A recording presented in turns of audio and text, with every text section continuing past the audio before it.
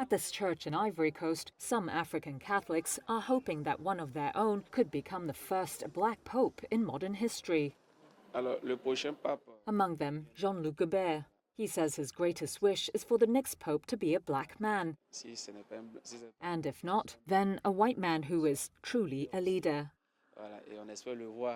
However, while some African contenders' names have been circulating, Vatican insiders are skeptical that any of them have a realistic chance. That's partly because none have been subjected to the same level of public scrutiny as most Western cardinals.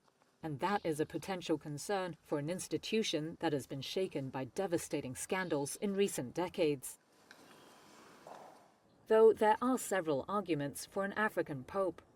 The continent boasted around 20% of the world's Catholics in 2023. It is also, according to Vatican figures, where the Catholic Church is growing fastest. And some suggest an African pope is long overdue.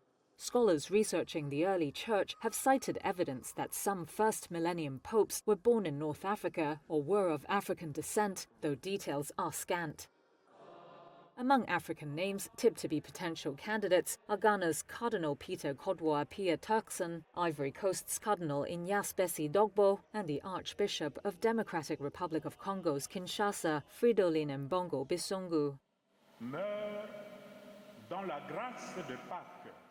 The elevation of an African cardinal to the papal throne would be widely interpreted as a continuation of Francis's track record of standing up for the poor and oppressed, migrants and civilians fleeing war.